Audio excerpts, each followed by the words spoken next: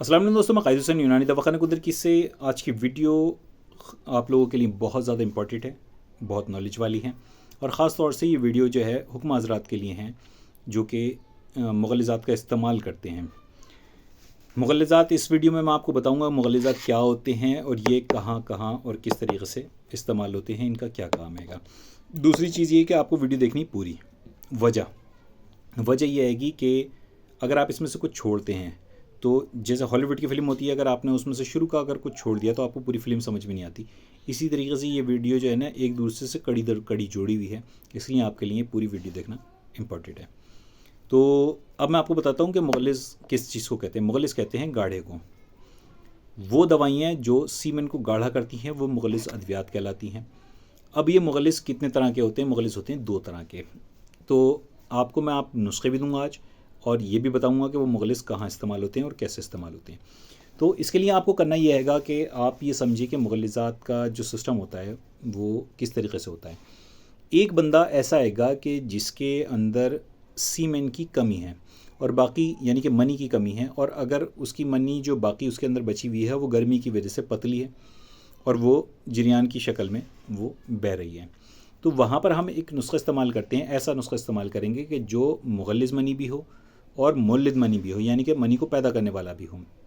और इसमें ध्यान ये रखेंगे कि क़िवाम जो है मनी का गाढ़ा और मोतदिल हो, यानी कि उसकी गर्मी ना हो और ज़्यादा सर्दी भी ना हो। तो उसके लिए जो बेहतरीन नुस्खा है वो आप इस तरीके से कर सकते हैं कि आप ले लें मूसली सफ़ेद, सालब मिस्री, सालब दाना, ताल मखाना, बिनौले की मींग और इसबगोल की भूसी। आप पहली 5 दवाइयों को बिल्कुल बारीक कर लें और इसबगोल की भूसी साबुत इसमें मिला लें। तो इसकी जो खुराक है वो है 6 ग्राम। 6 ग्राम आप इसको दूध से देना शुरू करें, इंशाल्लाह आपका ये मसला हल हो जाएगा। इससे पैदा होने वाली मनी गाढ़ी भी होगी, तादाद में ज़्यादा बनेगी। और दूसरी चीज़ ये आएगी कि ये नुस्खा 4 लिहाज पे काम करता है। एक तो ये होगा कि मुग़ल्लिज़ भी होगा, दूसरा मुक़व्वी भी होगा यानी कि ताकत भी पहुँचाएगा, तीसरा ये मुमसिक भी होगा, मुमसिक यानी कि टाइमिंग बढ़ाने वाला, और तीसरी चौथी चीज़ ये मुसक्किन भी होगा, यानी कि जिन लोगों की गर्मी ज़्यादा बढ़ी हुई है उन लोगों की गर्मी को भी एतदाल पे लेके आएगा। तो यहाँ पर इस नुस्खे के 4 बेनिफिट हैं। ये आपका पहला मसला हो गया। अब दूसरे मसले पे की तरफ आप और आ जाइए। अब जैसा है कि मान लीजिए कि जिस्म में सीमेन बहुत अच्छी तादाद में है लेकिन वो पतला है। अब यहाँ पर जो है ये मैं आपको बताता हूँ कि ये वीडियो आपके लिए क्यों इम्पॉर्टेंट है। ये जो मसला आपका जो पतलेपन का है, तो इसको हम हुक्म हज़रात 3 तरीक़े से इसको सॉल्व कर सकते हैं। पहला हिस्सा रतूबत को खुश्क करके, जैसा कि अक्सर डॉक्टर लोग जो होते हैं एंटीबायोटिक देते हैं, एंटीबायोटिक से वो रतूबत खुश्क हो जाती है, लेकिन एंटीबायोटिक कभी भी वो 5 दिन से ज़्यादा नहीं देते। और लेकिन अगर कोई गलती से जो है इसको खा ले, ज़्यादा एंटीबायोटिक खा ले या कुछ दिन लगातार इसको खा ले, तो उसमें क्या होता है, रतूबात खुश्क हो जाती हैं। तो इसका ये नुकसान ये होता है, मैं एंटीबायोटिक की भी बात बता रहा हूँ और उन लोगों की बात बता रहा हूँ जो मनी को खुशक करते हैं।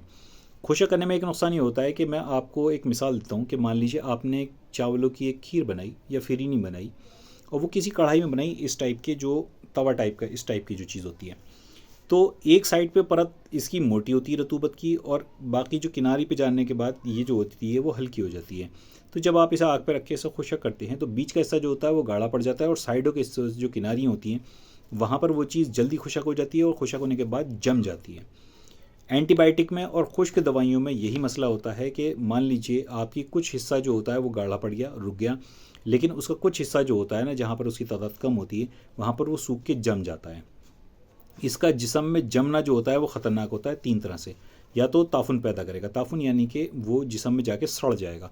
अगर कोई चीज़ जिस्म में जाके सड़ेगी तो वो अंदर जाके नुकसान करती है। दूसरा, वो जगह सोजिश पैदा करेगी उस जगह पर, दूसरा नुकसान। तीसरे जगह पर जो एक बड़ा सबसे बड़ा नुकसान होता है वो ये होता है कि कभी कभी ये चीज़ जो होती है वो कैंसर की शक्ल इख्तियार कर लेती है, गांठ सी बन जाती है और ये पूरे जिस्म को फिर वो ख़राब करना शुरू करती है। तो मैं आपको इसलिए बता रहा था कि वीडियो आपके लिए क्यों इम्पोर्टेंट है। तो ऐसी जगह पर अद्वियात जो है ना वो खुश करने वाली नहीं देनी चाहिए। दूसरा इसका हिस्सा ये होता है कि आप इस चीज़ को, रतूबत को जिस्म से बाहर निकाल दें। बहुत अक्सर ऐसा ही होता है कि नज़ले को जो है बहुत से लोग बाहर निकाल देते हैं, लेकिन वो किसी हद तक, एक हद तक बाहर निकालते हैं। अगर हम उसको बगैर जमाए बाहर निकालेंगे तब भी नुकसान है, और नहीं बगैर जमाए निकालेंगे तब नुकसान है, और अगर हम उसको जमा के निकालेंगे तब हमें इतना नुकसान उसमें नहीं होता इन हालत में। इसकी मिसाल आप यूँ करके समझें कि अगर मान लीजिए किसी के जिस्म में हम रतूबत बाहर निकाल रहे हैं, तो आपने एक बात देखा होगा, जिन लोगों को नज़ला ज़ुकाम वगैरह ज़्यादा होता है छींकता, तो जिस्म में कमज़ोरी होने लगती है, या जिनका जो बलगम बाहर निकलता है तो उन लोगों को कमज़ोरी होने लगती है। तो अगर हम इस चीज़ को बाहर निकालेंगे दवाइयों के ज़रिए से तेज़ी के साथ, अगर हमने इसको बाहर निकाल दी, तो आपको एक ध्यान होगा, एक बीमारी होती है हैज़ा, पहले होती थी, अब तो खैर बहुत कम होती है। तो उसमें रतूबत जितनी भी होती हैं ये पानी की शक्ल में बाहर निकल जाती हैं, और जब ये पानी की शक्ल में बाहर निकल जाती है तो वहाँ पर मौत तक लाहक हो जाती है हैज़े की हालत में। तो इस कंडीशन में यही सेम इसका भी है कि अगर हम इसको रतूबत को बाहर निकालेंगे तब भी इंसान के ऊपर जान का ख़तरा बन सकता है। तो यहाँ पर हमें दो स्टेप नहीं लेने, एक तो उसको बाहर नहीं निकालना और दूसरा उसको खुशक नहीं करना। हम उसको लेंगे सर्द, हल्की सर्द और हल्की खुश्क अद्वियात से हम उसको गाढ़ेपन की तरफ लेके चलेंगे। इसका नुस्खा भी आप नोट कर लीजिए, क्योंकि यही जो होती है मुगल्लिस कहलाती है, कि जो कि उसको गाढ़ा करें। इसके लिए आपको लेना है तज। मैंने शायद ये नुस्खा पहले भी बताया आपको, मुझे जहन में आ रहा है। तो तज जो होती है वो दालचीनी की तरह छाल होती है, लेकिन दालचीनी से मोटी होती है। तज ले लें आप, और आप इसके अलावा ले लें आप ताल मखाना। ताल मखाने के अलावा आप लेंगे इसमें समंदर सूख। समंदर सूख बहुत बारीक बारीक बीज होते हैं, बीजबंद सियाह काले बीज होते हैं ये ले लें आप। बीजबंद सियाह हो गया, ताल मखाना, और एक चीज़ ले लें आप तुख्म सरवाली, ये बहुत खूबसूरत चिकने चिकने बीज होते हैं। और इसमें एक चीज़ रह गई आपकी ताल मखाना। ये 6 चीज़ें आप लेंगे 50-50 ग्राम। बाकी इसमें लेंगे आप 25 ग्राम बीज इसके भांग के बीज, तुख्म भंग जिसे कहलाते हैं तिब में, तो ये ले लें आप। और इसमें आप डालेंगे 25 ग्राम भंग हो गया, 20 ग्राम आप ले लें इसमें कुश्ता कलई। अगर ये भंग वाला मिल जाए तो बहुत बेहतर है, नहीं तो जैसा भी इस्तेमाल करना चाहें कोई दिक्कत नहीं है इसमें। तो आप इसको अच्छी तरीके से इसमें आपस में मिक्स कर लें। इनको बारीक करने के बाद कुश्ता सबसे लास्ट में मिलाएं, जब ये सारी चीज़ें बारीक हो जाएं आपकी। उसके बाद आप इसको जो है सुबह शाम 1-1 चम्मच दूध के साथ इस्तेमाल कराएं, तो ये आपका बेहतरीन मुगल्लिस आपका तैयार हो जाएगा।